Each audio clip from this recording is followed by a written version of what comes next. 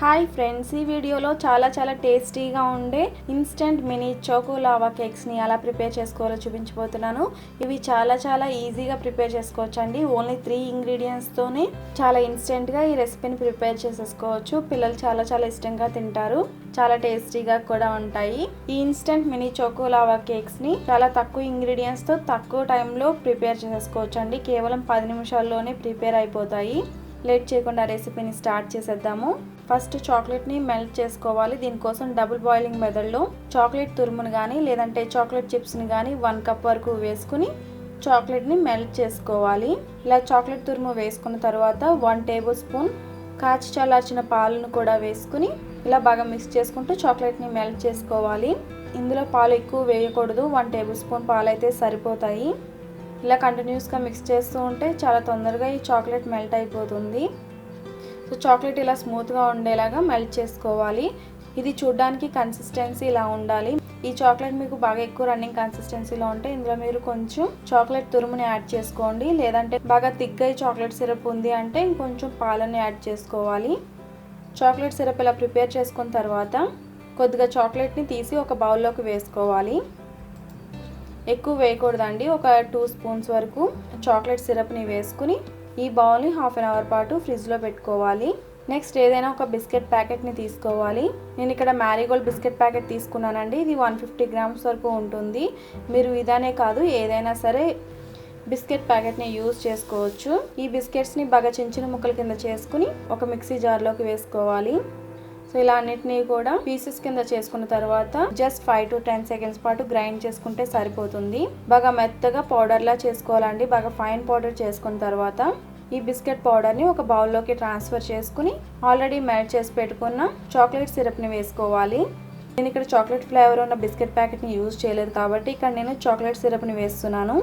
మీరు డైరెక్ట్గా ఏదైనా చాక్లెట్ ఫ్లేవర్ ఉన్న బిస్కెట్స్ని యూజ్ చేస్తే కనుక ఇలా చాక్లెట్ సిరప్ని వేయాల్సిన అవసరం లేదు.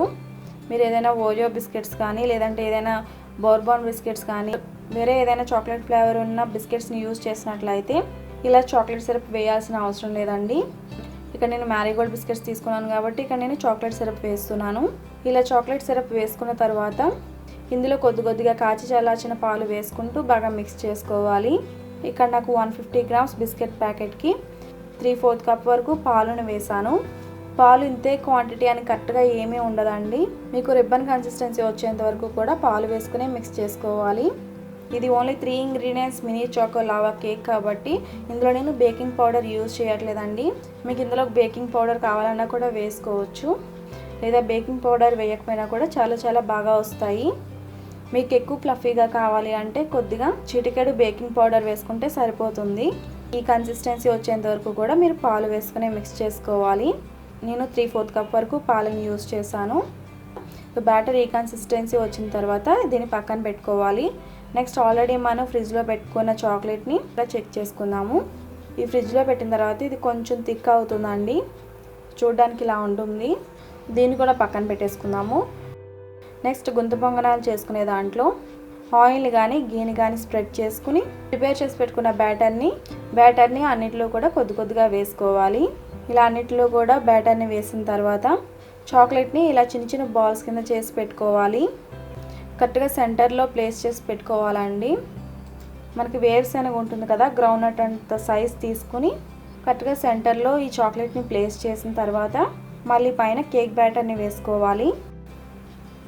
సో ఇలా అన్నిటిలో వేసేసిన తర్వాత దీన్ని స్టవ్ మీద లో ఫ్లేమ్లో జస్ట్ 5 మినిట్స్ పాటు కుక్ చేసుకుంటే చోకో లావా కేక్స్ ప్రిపేర్ అయిపోతాయి. జస్ట్ 4 to 5 మినిట్స్లోనే ప్రిపేర్ అయిపోతాయి. మీరు 5 మినిట్స్ తర్వాత స్టవ్ ఆఫ్ చేసేసి ఒక 10 మినిట్స్ తర్వాత మీరు దీన్ని మూత తీసి సర్వ్ చేసుకోవడమే. ఇవి ఎక్కువసేపు కుక్ అవ్వాల్సిన అవసరం లేదండి. జస్ట్ 5 మినిట్స్ అంటే 5 మినిట్స్ లోపే ప్రిపేర్ అయిపోతాయి. ఇవి మీకు కొంచెం పైన పిండి కింద ఉన్నా పర్వాలేదండి. మీరు స్టవ్ ఆఫ్ చేసేసి మూత తీయకుండా ఇంకొక 10 మినిట్స్ పాటు అలా ఉంచేసాయండి. ఇలా 10 మినిట్స్ ఉంచేస్తే వేడికి అది కుక్ అయిపోతుంది. చల్లారిన తర్వాత తీసి సర్వ్ చేసుకోవడమే.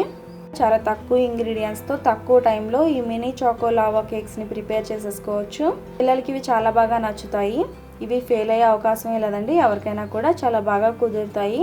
చాలా తక్కువ చాక్లెట్ని బాల్ కింద చేసుకుని వేసుకోవాలి. అలానే 5 మినిట్స్ కుక్ అవ్వడానికి, అలాగే 10 మినిట్స్ దాన్ని అలా వదిలేస్తే మీకు ఇవి చాలా బాగా ప్రిపేర్ అయిపోయి ఉంటాయి అన్నమాట. అందుకనే ఎక్కువసేపు ఉంచితే ఇవి మళ్ళీ పైన గట్టిగా ఉంటాయి.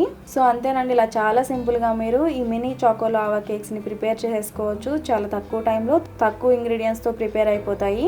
ఇవి చూడడానికి కూడా చాలా చాలా అందంగా ఉంటాయండి. చాలా సాఫ్ట్గా టేస్టీగా చాలా బాగుంటాయి.